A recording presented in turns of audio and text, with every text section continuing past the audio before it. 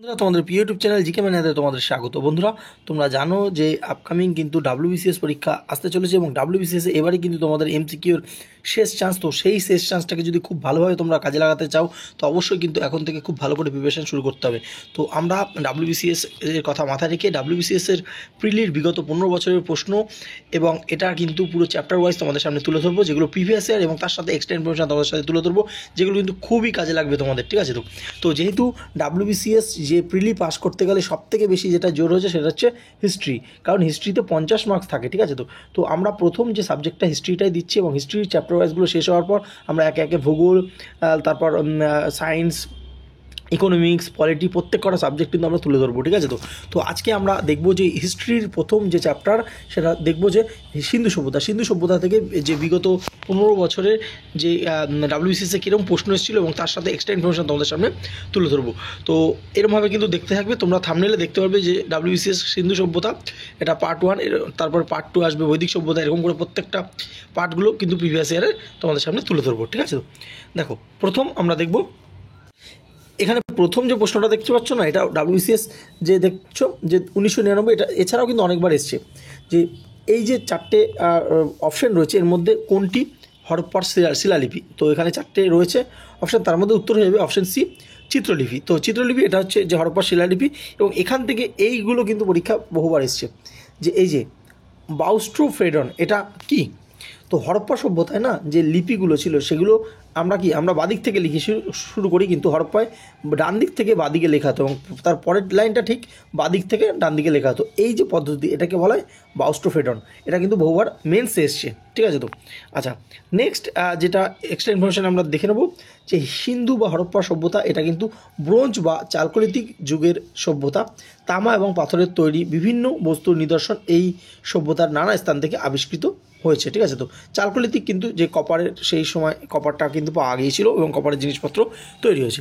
ঠিক দেখো, তার পরের বছরের যদি প্রশ্ন দেখো তুমি 2000 যে 2-এর প্রশ্ন, তো এখানে কিন্তু একই টাইপের প্রশ্ন জিজ্ঞেস করছে যে এক্সট্রা ইনফরমেশন থেকে যে সিন্ধু সভ্যতার সময়কালটা কী। তো সিন্ধু সভ্যতার সময়কাল কিন্তু এটা যে কি তাম্রপ্রস্তর যুগ বা যেটা চ্যালকোলিথিক আমরা বলতে পারি। ঠিক আছে? তো এবং এই যে এখান থেকে এই যে পয়েন্টটা, এই পয়েন্টটা থেকেও কিন্তু একবার প্রশ্ন এসেছে যে ভারতের প্রাচীন নব্যপ্রস্তর যুগের নিদর্শন হলো, চারটে অপশান ছিল, উত্তর হয়ে যাবে মেহেরগড়। ঠিক আছে?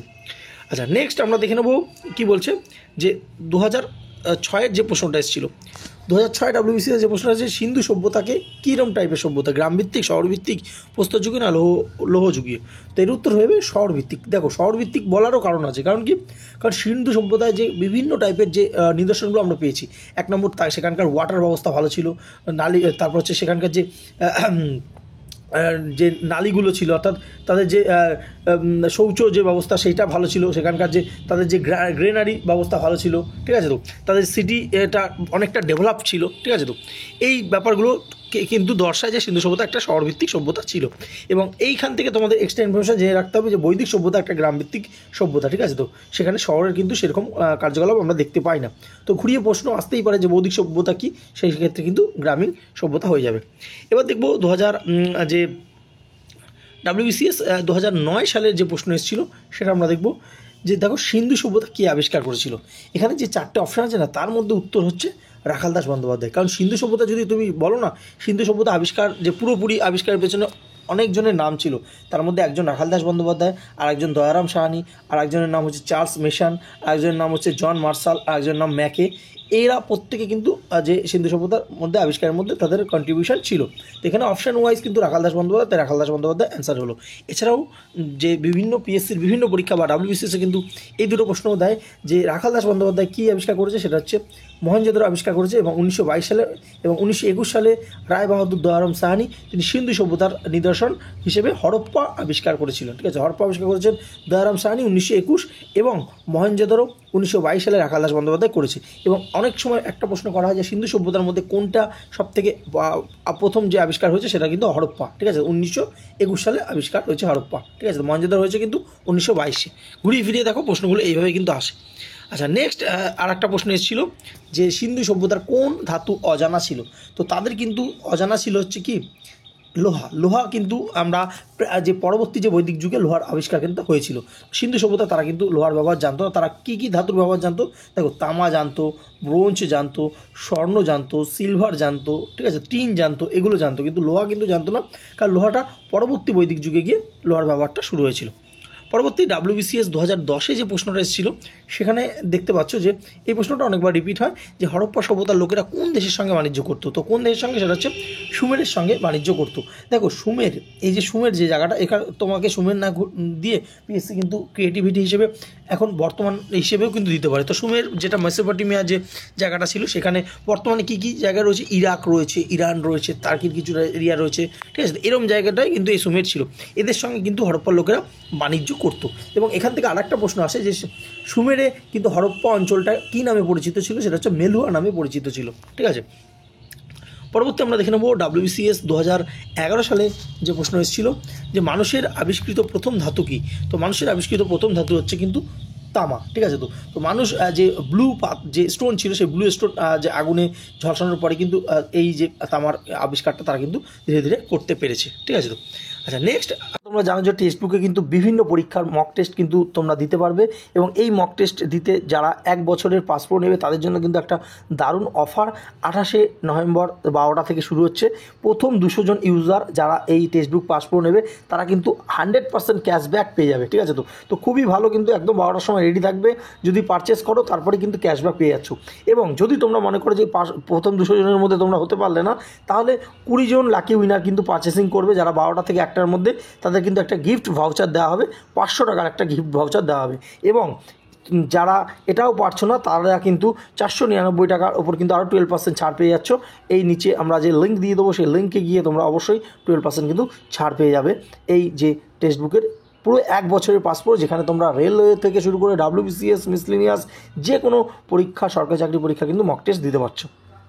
আমরা দেখব WBCS 2013 সালে যে প্রশ্নটা এসেছিল, যে বৃহৎ স্নানাগার কোথায় পাওয়া গেছে? তো বৃহৎ স্নানাগার পাওয়া গেছে কোথায়? সেটা হচ্ছে মহেঞ্জোদারোতে। মহেঞ্জোদারোর থেকে যে সমস্ত প্রশ্নগুলো আসে এখানে দেখে নাও। দেখো, মহেঞ্জোদারো একটা দুর্গ ছিল, এবং দুর্গ অঞ্চলেই সর্বসাধারণের ব্যবহারযোগ্য বিরাট স্নানাগার ছিল। এই স্নানাগার কিন্তু দৈর্ঘ্য মেন্সে কিন্তু একবার দিয়েছিল। তো দৈর্ঘ্য হচ্ছে 180 ফুট, প্রস্থে 108 ফুট, এবং চারিদিকে ঘিরে যে উঁচু দেয়াল রয়েছে সেটা হচ্ছে 8 ফুট। এবং মহেঞ্জোদারোতে কিন্তু একটা ব্রোঞ্জের নর্তকী পাওয়া গেছে। এটাও কিন্তু পরীক্ষা এসেছে যে ব্রোঞ্জের নর্তকী কোথায় পাওয়া গেছে, সেটা কিন্তু মহেঞ্জোদারো। 4টা অপশন দিয়ে দেবে, উত্তর হবে মহেঞ্জোদারো। Very very important. এবং মহেঞ্জোদারো একটা বৃহৎ শস্যাগারও কিন্তু পাওয়া গেছে, ঠিক আছে। পরবর্তী আমরা দেখে নেব 2014 সালে যে প্রশ্ন এসেছিল WBCS-এ, কী বলছে, যে সিন্ধু সভ্যতায় কোনটি একটি বড় বন্দর ছিল? তো কোনটা? সেটা হচ্ছে লোথাল। এটা একদম পিএসসি একদম মানে বারবার করে রিপিটেড এই প্রশ্নটা। লোথাল বর্তমানে কোথায় আছে? সেটা হচ্ছে বর্তমানে গুজরাটে কিন্তু অবস্থিত। এবং কালীবঙ্গানে একটি কর্ষিত ভূমির যে নিদর্শন পাওয়া গেছে, এটা এক্সট্রা ইনফরমেশন হিসেবে তোমরা জেনে রাখো। নেক্সট 2015 সালে যে প্রশ্নটা এসেছিল WBCS-এ, যে সিন্ধু সভ্যতার প্রাচীন বন্দর কোনটা? দেখো, ঘুরিয়ে ফিরিয়ে 2014-15 পুরো একই প্রশ্ন, জাস্ট ঘুরিয়ে দিয়েছে। এটা সিন্ধু সভ্যতার একটা বড় বন্দর এবং সিন্ধু সভ্যতার প্রাচীন বন্দর, ঠিক আছে। তো লোথাল গুজরাটে অবস্থিত, ঠিক আছে। তো তাহলে বুঝতে পারছি লোথাল কিন্তু প্রাচীন বন্দর, আবার কিন্তু একটা বড় বন্দরও সিন্ধু সভ্যতার। আচ্ছা, নেক্সট 2016 সালে যে প্রশ্ন এসেছিল আমরা দেখে নেব, কী বলছে, হরপ্পা সভ্যতা কোন অঞ্চল ধান চাষের সঙ্গে যুক্ত? এটা কিন্তু লোথালটাই ধান চাষের সঙ্গে যুক্ত। এবং WBCS-এর প্রিলি হিস্ট্রিতে কিন্তু 2016 সালের প্রশ্ন যথেষ্ট চাপের ছিল, এবং কাট অফ সেইবার অনেক কম ছিল। তারই কিন্তু একটা প্রশ্ন এটা দিয়েছিল যে হরপ্পার কোন অঞ্চল ধান চাষের সঙ্গে যুক্ত, সেটা হচ্ছে লোথাল। এবং ধান চাষের সম্পর্কিত যে জায়গাগুলো নিদর্শন পাওয়া গেছে, তার মধ্যে একটা হচ্ছে লোথাল এবং একটা হচ্ছে রংপুর। তাহলে রংপুরটাও কিন্তু মাথায় রাখবে, যদি অপশানে রংপুর থাকতো তাহলে রংপুর হয়ে যেত, লোথাল না থেকে। তাহলে এর জন্য কিন্তু দুটো জেনে রাখা দরকার। নেক্সট 2017 সালে যে প্রশ্নটা এসেছিল, যে রাজস্থানে অবস্থিত সভ্যতা নিদর্শন কোনটা? তো রাজস্থানে অবস্থিত কোনটা? কালীবঙ্গানটা কিন্তু রাজস্থানে অবস্থিত রয়েছে, ঠিক আছে। তো আর তোমরা জানো মহেঞ্জোদারো বর্তমানে পাকিস্তানে অবস্থিত। এবার রয়েছে এখানে কি সুক্তাজেন্দার, বা সেটা হচ্ছে কোথায় রয়েছে? সেটা হচ্ছে গুজরাটে অবস্থিত। লোথালটাও গুজরাটে অবস্থিত। আচ্ছা, নেক্সট আমরা দেখে নেব যে প্রশ্নটা 2018 সালে এসেছিল, যে নিম্নলিখিত হরপ্পা যে প্রত্নস্থলীগুলির মধ্যে কোনটি গুজরাটে অবস্থিত নয়? তো বানওয়ালি গুজরাটে অবস্থিত নয়, কারণ কোথায়? বানওয়ালি হচ্ছে হরিয়ানাতে অবস্থিত। আর বাদবাকিগুলো দেখো সুরকোটরা, লোথাল, ধোলাবিরা এগুলো কিন্তু গুজরাটে অবস্থিত। এই তিনটে সাইট কিন্তু মনে রাখবে, কারণ বহুবার ঘুরিয়ে ফিরে প্রশ্ন আসে কোথায় অবস্থিত, ঠিক আছে? তো আচ্ছা, এখানে কিছু এক্সট্রা ইনফরমেশন দেওয়া হয়েছে যে কোনটা কোন নদীর তীরে অবস্থিত। দেখো বহুবার এসছে পরীক্ষার প্রশ্ন যে হরপ্পা কোথায় কোন নদীর তীরে, সেটা হচ্ছে রাভি নদীর তীরে, কালীবঙ্গান ঘরঘর নদীর তীরে, লোথাল ভাগোয়া নদীর তীরে, ভেরি ভেরি ইম্পর্টেন্ট, বহুবার এসছে রোপার সতলুজ নদীর তীরে, এবং যদি বলে মহেঞ্জোদারো কোন নদীর তীরে, সেটা হচ্ছে সিন্ধু নদীর তীরে অবস্থিত হচ্ছে মহেঞ্জোদারো। আচ্ছা, নেক্সট দেখো একটা খুবই কীরকম প্রশ্ন, 2019 এবং 2020 একই পরপর 2 বছর একই টাইপের প্রশ্ন, যে কোন স্থানে যে ভারতীয় উপমহাদেশে প্রাচীনতম কৃষিকাজের সাক্ষ্য মেলে? মেহেরগড়। নিম্নলিখিত স্থানগুলোর মধ্যে কোথায় ভারতীয় উপমহাদেশ প্রাচীনতম কৃষিকাজের সাক্ষ্য মেলে? মেহেরগড়। ঠিক আছে, পরপর 2 বছর একই প্রশ্ন রিপিট করেছে। তো পিএসসি কিন্তু WBCS অনেক প্রশ্ন রিপিট করছে। তো এই প্রশ্নগুলো যদি তোমরা ঠিকঠাকভাবে করো, আশা করছি এই বছর WBCS কিন্তু প্রিলিতে তোমাদের লিস্টের নাম থাকবেই থাকবে। ঠিক আছে, তো দেখো নেক্সট যে প্রশ্নটা দেখতে পাচ্ছ যে বোখাজকই এই যে জায়গাটা, এটা গুরুত্বপূর্ণ কেন? কারণ এখানে কি অপশন সিটা অ্যান্সার রয়েছে, যে এখানে প্রাপ্ত লেখমালায় কি রয়েছে? বিভিন্ন বৈদিক দেবদেবীর নাম রয়েছে। অবশ্যই তোমরা এই উত্তরটা জেনে গেলে, কিন্তু প্রশ্নটা যদি একটু ঘুরিয়ে দেয় যে এই যে বোখাজকই এটা কোথায় পাওয়া গেছে, এই যে এটা একটা শিলালিপি, এই লিপিটা কোথায় পাওয়া গেছে? এটা তুর্কিতে পাওয়া গেছে। তুর্কি কোথায় পাওয়া গেছে? তুর্কিতে। তাহলে আমরা এখান থেকে একটা প্রশ্ন জেনে নিলাম। আর 2 নম্বর প্রশ্ন, এখানে আমরা দেখতে পেলাম বিভিন্ন বৈদিক দেবদেবীর নাম পাওয়া গেছে। তো যদি বলে যে কোন বৈদিক দেবদেবীর নাম পাওয়া গেছে, 4টে বৈদিক দেবদেবীর নাম কিন্তু এখানে পাওয়া গেছে। কি কি? একটা হচ্ছে ইন্দ্র, 2 নম্বর হচ্ছে বরুণ, 3 নম্বর হচ্ছে মিত্র, আর 4 নম্বর হচ্ছে কি? নাসাতিয়াস। ঠিক আছে, তো নাসাতিয়াস। তো এই 4 জনের নাম পাওয়া গেছে। এই 4টে নাম কিন্তু তোমরা জেনে রাখো, কারণ ঘুরিয়ে যদি প্রশ্ন টাফ করতে হয় এরকম টাইপেরই করবে। আচ্ছা, নেক্সট দেখতে পাচ্ছ 17 নম্বর প্রশ্ন কি বলেছে? নিম্নলিখিত ভাষ্যগুলির মধ্যে সিন্ধু সভ্যতা সম্পর্কে কোনটা সঠিক, অর্থাৎ কোনটা ঠিক? ঠিক আছে, তো এখানে কিন্তু এটা ভুল, এটা ঠিক না। তো এখানে যেটা উত্তরটা হবে যে এই যে দেখতে পাচ্ছ সুরকোতাদা এবং ধোলাবিরা। ঠিক আছে, তো এই দুটো উভয়ই গুজরাটের কচ্ছ এলাকায় অবস্থিত। তো দুটোই কিন্তু গুজরাটের কচ্ছ জেলার মধ্যেই অবস্থিত রয়েছে। ঠিক আছে, তো তাহলে কোনটা কি ভুল আমরা দেখে নেবো। দেখো এখানে বলেছে হরপ্পা মহেঞ্জোদারো উভয় কেন্দ্র রাভি নদীর তীরে অবস্থিত। একদমই না, কারণ হরপ্পা আমরা দেখলাম রাভি নদী, কিন্তু মহেঞ্জোদারো যে সিন্ধু নদীর তীরে অবস্থিত, তার জন্য এটা ভুল হয়ে গেল। নেক্সট চানহুদারো এবং কালীবঙ্গান দুটোই কিন্তু উভয়ই রাজস্থানের সীমার মধ্যে অবস্থিত। একদম না, কালীবঙ্গানটা রাজস্থান আমরা দেখলাম, কিন্তু চানহুদারও কিন্তু বর্তমানে পাকিস্তানে অবস্থিত, তার জন্য এটাও কিন্তু ভুল হয়ে গেল। ঠিক আছে, আচ্ছা 3 নম্বর সুরকোতাদা এবং ধোলাবিরা উভয় গুজরাটের কচ্ছ জেলায় অবস্থিত। এটা একদম ঠিক, কচ্ছ জেলায় অবস্থিত। এবং লোথাল একটি নর্মদা নদীর ধারে অবস্থিত না। লোথাল আমরা কি দেখলাম? লোথাল হচ্ছে ভোগাভা। তো ভোগাভা নদীর তীরে অবস্থিত। এবং যদি বলে যে ভোগাভা কার উপনদী, সেটা হচ্ছে সবরমতী যে নদী, গুজরাটের বিখ্যাত যে সবরমতী নদী রয়েছে, এই সবরমতীর কিন্তু উপনদী হচ্ছে ভোগাভা। ঠিক আছে, তো তার তীরে কিন্তু অবস্থিত।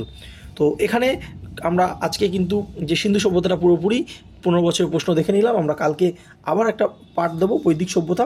এবং তোমাদের যদি মনে হয় যে এই পার্টগুলো খুব ভালো করে তোমরা করতে চাও, তাহলে বলো, তাহলে এক দিন আমরা 2-3টে করে পার্ট দিয়ে খুব তাড়াতাড়ি ক্লাসগুলো শেষ করব।